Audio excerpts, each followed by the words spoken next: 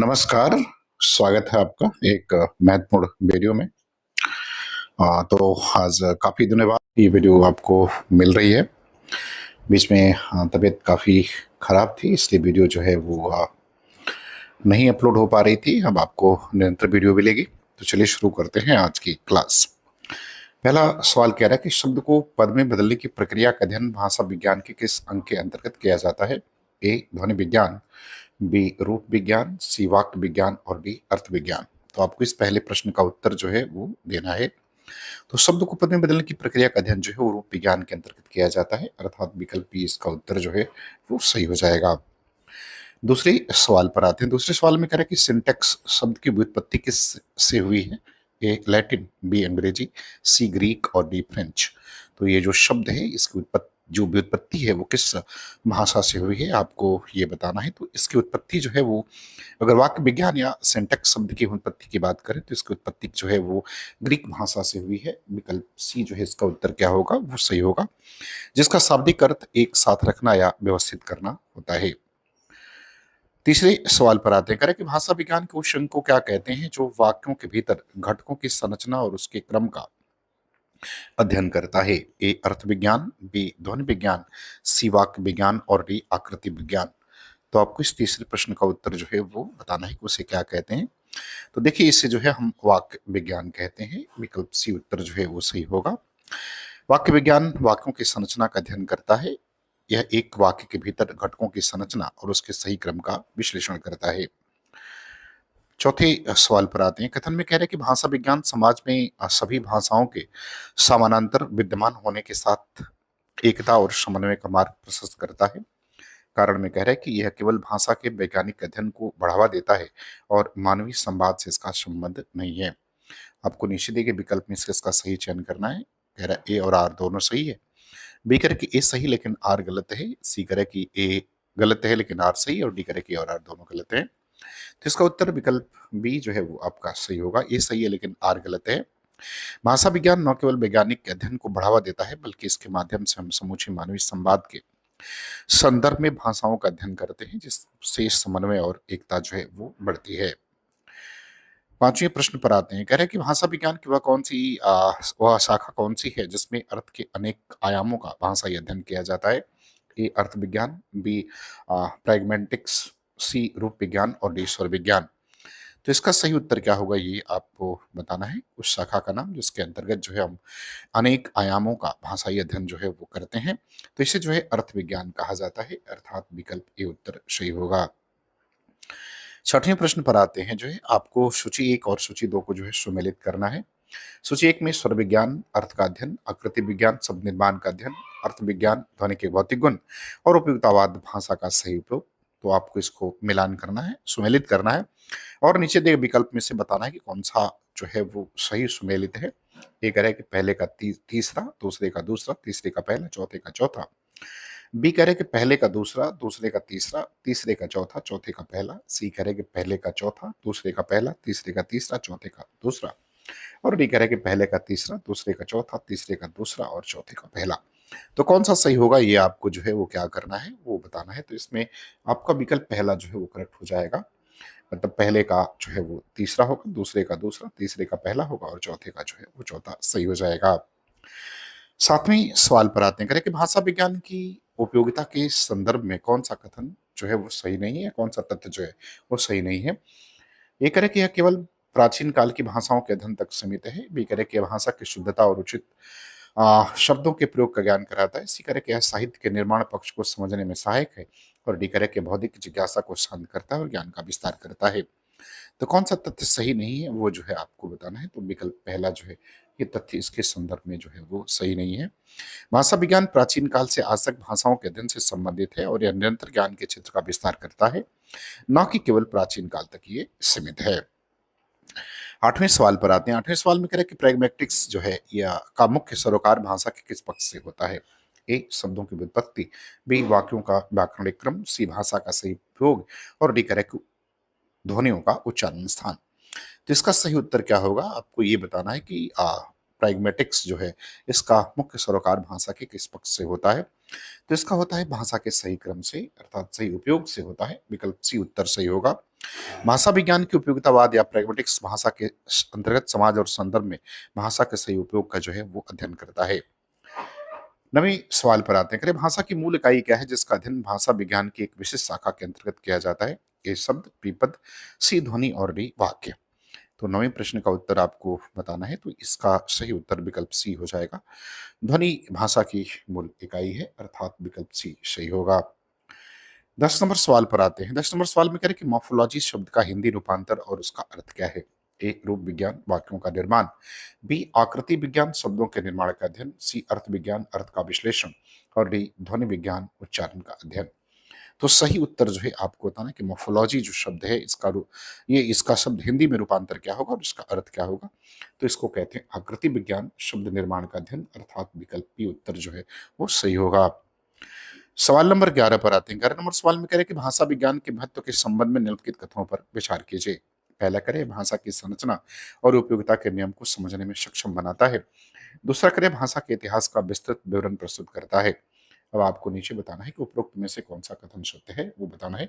ये करें केवल एक, बी केवल दो, सी एक और दो, दोनों और डी करेक्ट ना तो एक और ना तो दो। तो आपको बताना है कि कौन सा सही है, तो सही विकल्प सी हो जाएगा। एक और दो जो है वो दोनों सही हैं। 12 नंबर प्रश्न पर आते हैं, करें कि वाक्य विज्ञान के सिद्धांत के आधार पर कौन सा तथ्य इसके अध्ययन क्षेत्र को सही ढंग से परिभाषित करता है? ए करें कि यह केवल शब्दों की व्युत्पत्ति का अध्ययन है, बी यह वाक्य निर्माण के सिद्धांतों, प्रक्रियाओं और शब्दों के पारस्परिक संबंध का अध्ययन है, सी यह केवल वर्णों के उच्चारण स्थान का निर्माण करता है और डी कह कि यह केवल गद्य साहित्य के नियमों तक सहित है। तो कौन सा जो है वाक्य विज्ञान को सही ढंग से परिभाषित करता है, उसके सिद्धांतों को ये बताना है। तो इसका उत्तर विकल्प आपका बी हो जाएगा। यह वाक्य निर्माण के सिद्धांत, प्रक्रिया, शब्द के पारस्परिक संबंधों का अध्ययन करता है। सवाल नंबर 13 पर आते हैं। 13 नंबर सवाल में करें किसी भाषा में जिस सिद्धांतों एवं प्रक्रियाओं के द्वारा वाक्य बनाए जाते हैं उनके अध्ययन को वाक्य विज्ञान कहते हैं। यह परिभाषा भाषा विज्ञान के किस पक्ष को उजागर करती है? ए ध्वन्यात्मक पक्ष, बी अर्थात्मक पक्ष, सी संरचनात्मक पक्ष और डी करें कि ऐतिहासिक पक्ष। तो किसको जो है उजागर करती है, किस पक्ष को, ये बताना है। तो ये उसके संरचनात्मक पक्ष को जो है वो रिप्रेजेंट करती है, अर्थात विकल्प सी जो है इसका उत्तर क्या होगा, वो सही हो जाएगा। बात सवाल नंबर 14 की। 14 नंबर सवाल में करें कि भाषा विज्ञान किस प्रकार साहित्य के ज्ञान के लिए महत्वपूर्ण है? ए यह साहित्यकारों की जीवनी बताता है, बी यह भाषा के निर्माण पक्ष का ज्ञान कराता है, सी यह केवल पद्य साहित्य का विश्लेषण करता है और डी इसका साहित्य से कोई संबंध नहीं है। तो आपको 14 नंबर प्रश्न का उत्तर जो है वो बताना है कि भाषा विज्ञान किस प्रकार साहित्य के ज्ञान के लिए जो है वो महत्वपूर्ण है। तो इसका उत्तर आपका विकल्प बी हो जाएगा। यह भाषा के निर्माण पक्ष का क्या कराता है, ज्ञान जो है वो कराता है और इसी विज्ञान से जो है वो प्राप्त होता है। करते हैं सवाल नंबर 15 की। करें कि ध्वनि विज्ञान के लिए आमतौर पर अंग्रेजी भाषा के किस शब्द का प्रयोग किया जाता है? करें फोनेटिक्स, बी करें कि फिलोलॉजी, सी जो है फोनिक्स और डी करें कि फोनोलॉजी। तो किस शब्द का प्रयोग जो है वो ध्वनि विज्ञान के लिए आमतौर पर अंग्रेजी भाषा में जो है वो किया जाता है? इसके लिए फोनिक्स का प्रयोग किया जाता है, अर्थात विकल्प ए उत्तर इसका क्या होगा, वो सही हो जाएगा। बात करते हैं सवाल नंबर 16 की। करेक्ट निम्नलिखित में से कौन सी भाषा आर्य भाषाओं में शामिल नहीं है? ए संस्कृत, बी प्राकृत, सी तुर्की और डी अंग्रेजी। तो आर्य भाषाओं में तुर्की शामिल नहीं है, अर्थात विकल्प सी उत्तर। बात करते हैं सवाल नंबर 17 की। 17 नंबर सवाल में करें कि भारत में केंद्रीय हिंदी संस्थान कहाँ स्थित है जो भाषा विज्ञान के अध्ययन के लिए प्रसिद्ध है? ए हैदराबाद, बी लखनऊ, सी नई दिल्ली और डी करें कि अलीगढ़। तो इसका सही उत्तर क्या होगा, ये आपको क्या करना है वो बताना है। तो इसका सही उत्तर जो है वो नई दिल्ली हो जाएगा, अर्थात विकल्प सी जो है उत्तर सही है। बात करते हैं सवाल नंबर 18 की। करें कि स्वर विज्ञान के अंतर्गत ध्वनियों के किन गुणों का अध्ययन जो है वो किया जाता है? ए केवल दार्शनिक गुण का, बी भौतिक शारीरिक और श्रवण गुण, सी केवल मनोवैज्ञानिक गुण और डी केवल व्याकरणिक गुण। तो आपको 18 नंबर प्रश्न का उत्तर जो है वो क्या करना है वो बताना है। तो इसका सही उत्तर विकल्प बी हो जाएगा, भौतिक शारीरिक और श्रवण गुण। सवाल नंबर 19 पर आते हैं। 19 नंबर सवाल में कह रहे हैं कि भाषा विज्ञान की उपयोगिता के संदर्भ में शुद्धता का क्या तात्पर्य है? ए यह केवल वर्तनी की शुद्धता बताता है, बी यह भाषा की शुद्धता और उचित शब्दों के प्रयोग की प्रणाली का ज्ञान कराता है, सी यह विदेशी शब्दों के प्रयोग को वर्जित करता है और डी यह केवल मानक भाषा के प्रयोग पर बल देता है। तो 19 नंबर प्रश्न का उत्तर बताना है कि इसका सही उत्तर क्या होगा। तो देखिए भाषा विज्ञान का प्रयोग भाषा को शुद्ध बनाने और उचित शब्दों के प्रयोग की प्रणाली को समझने में मदद करता है। अर्थात विकल्प बी उत्तर सही हो जाएगा। बात करते हैं सवाल नंबर 20 की। सवाल नंबर 20 में करें कि अनुवाद विज्ञान के क्षेत्र में भाषा विज्ञान की क्या भूमिका है। ए, इसकी कोई भूमिका नहीं है। बी, यह केवल भाषा की दूसरी एक भाषा से दूसरी भाषा में शब्द प्रतिस्थापन है। सी, यह अनुवाद के लिए भाषा के नियमों और संरचना की समझ विकसित करता है। डी, केवल प्राचीन ग्रंथों के अनुवाद में सहायक है। तो 20वें का उत्तर क्या होगा ये आपको बताना है। तो इसका उत्तर विकल्प सी जो है वो क्या होगा, वो सही हो जाएगा। बात करते हैं सवाल नंबर 21 की। करें कि निम्नलिखित में से कौन सा विकल्प भाषा विज्ञान के महत्व को दर्शाता है। बी, भाषा की यात्रा का विस्तृत विवरण। बी, केवल साहित्यिक विधाओं का वर्गीकरण। सी, केवल काव्यशास्त्र के सिद्धांतों का प्रतिपादन। और डी, करें कि इनमें से कोई नहीं। तो सही उत्तर क्या होगा 21 का ये आपको बताना है। तो सही उत्तर विकल्प ये हो जाएगा। भाषा की यात्रा का विस्तृत जो है वो विवरण प्रस्तुत करने के साथ साथ उसकी ऐतिहासिकता को भी ये स्पष्ट करता है। सवाल नंबर 22 पर आते हैं। 22 नंबर सवाल में करें कि वाक्य विज्ञान शब्दों के किस प्रकार से संबंध का अध्ययन है। किस प्रकार के संबंध का अध्ययन है। ए, केवल विलोम शब्द, केवल विलोम संबंध। बी, केवल ऐतिहासिक संबंध। सी, पारस्परिक संबंध। और डी, केवल अर्थगत संबंध। तो 22 नंबर का उत्तर बताना है। तो इसका सही उत्तर जो हो जाएगा पारस्परिक संबंध का अध्ययन करना, अर्थात विकल्प सी जो है वो सही होगा। सवाल नंबर 23 पर आते हैं। कि भाषा विज्ञान के अध्ययन से मनुष्य की किस प्रवृत्ति को संतुष्टि मिलती है। ए, केवल भौतिक सुख। बी, बौद्धिक जिज्ञासा। सी, केवल व्यावसायिक लाभ। और डी, केवल धार्मिक आस्था। तो सही उत्तर क्या होगा उसको बताना है। तो इसका सही उत्तर विकल्प बी हो जाएगा, बौद्धिक बौद्धिक जो है वो जिज्ञासा। सवाल नंबर 24 पर आते हैं। 24 नंबर सवाल में कथन में कह रहा है कि वाक्य विज्ञान में वाक्य के घटकों के क्रम का अध्ययन अनिवार्य है। कारण में कह रहा है कि सिंटेक्स का अर्थ है व्यवस्थित करना, एक साथ रखना। अब आपको नीचे दिए गए विकल्प में से सही उत्तर जो है चयन करना है। ए करे कि ए और आर दोनों सही, आर ए की सही व्याख्या है। बी करे कि ए और आर दोनों सही है लेकिन आर ए की सही व्याख्या नहीं है। सी करे कि ए सही आर गलत। डी करे कि ए गलत और आर सही। तो उत्तर क्या होगा ये आपको बताना है। तो इसका उत्तर जो है विकल्प आपका कौन सा सही हो जाएगा। ए हो जाएगा। सिंटेक्स का ग्रीक अर्थ व्यवस्थित करना है, इसलिए इसके इसमें वाक्यों के घटकों और उसके सही क्रम का जो है वो अध्ययन किया जाता है। सवाल नंबर 25 पर आते हैं। 25 नंबर सवाल में करें कि भाषा विज्ञान के अंतर्गत अर्थ विज्ञान का क्या महत्व है। ए, यह केवल शब्दों के हिज्जे स्पेलिंग बताता है। बी, यह भाषा की महत्वपूर्ण शाखा है जो अर्थ का अध्ययन करती है। सी, यह ध्वनियों के उच्चारण का स्थान निर्धारण करता है। और डी, यह केवल वाक्यों के प्रकार बताता है। तो भाषा विज्ञान के अंतर्गत अर्थ विज्ञान का क्या महत्व है ये आपको बताना है। तो देखिए, अर्थ विज्ञान भाषा विज्ञान की वह शाखा जो अर्थ के विभिन्न पहलुओं और आयामों का अध्ययन करती है। विकल्प बी उत्तर सही हो जाएगा। सवाल नंबर 26 पर आते हैं। 26 नंबर सवाल में कह रहे हैं कि भाषा विज्ञान के संबंध में सुसंगतता का क्या अर्थ है। ए, रोज नई भाषा सीखना। बी, भाषा में अवेयरनेस और सुसंगतता को बढ़ावा देना। सी, केवल व्याकरण के नियम को रखना। और डी, करेक्ट भाषा को कठिन बनाना। तो भाषा के विज्ञान के संबंध में जो है सुसंगतता का अर्थ क्या है। तो भाषा के अवेयरनेस को बढ़ाना, सुसंगतता को बढ़ावा देना। विकल्प बी उत्तर सही होगा। सवाल नंबर 27 पर आते हैं। कह रहे हैं कि वाचायन विज्ञान के लिए कौन सा पाठ्यक्रम उपलब्ध है। ए, डिप्लोमा। बी, मास्टर्स स्नातकोत्तर। सी, सर्टिफिकेट कोर्स। और डी, करेक्ट पीएचडी।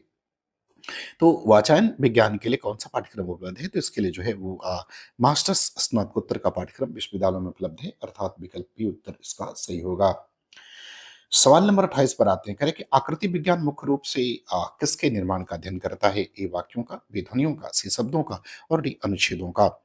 तो आकृति विज्ञान जो है मुख्य रूप से शब्दों के निर्माण की प्रक्रिया का अध्ययन करता है, अर्थात विकल्प जो है वो सी इसका क्या होगा, वो सही हो जाएगा। सवाल नंबर 29 पर आते हैं। 29 नंबर सवाल में कह रहे हैं कि भाषा विज्ञान के वैज्ञानिक अध्ययन से समाज में क्या लाभ होता है। यह केवल व्यक्तिगत ज्ञान बढ़ाता है। बी, एकता और समन्वय का मार्ग सुदृढ़ करता है। सी, विदेशी भाषाओं के प्रभाव को खत्म करता है। और डी, यह केवल प्रतियोगी परीक्षाओं के लिए उपयोगी है। तो इसका उत्तर बताना है कि क्या होगा। तो इसका उत्तर विकल्प बी हो जाएगा। एकता और समन्वय का मार्ग सुदृढ़ करता है। विकल्प बी सही होगा। सवाल नंबर 30 पर आते हैं। करें कि ध्वनि परिवर्तन के प्रमुख कारणों में से निम्नलिखित में से कौन सा शामिल नहीं है। ए, प्रतिलाघव। बी, भौगोलिक परिस्थितियां। सी, अनुकरण की त्रुटि। और डी, करें लिपि दोष।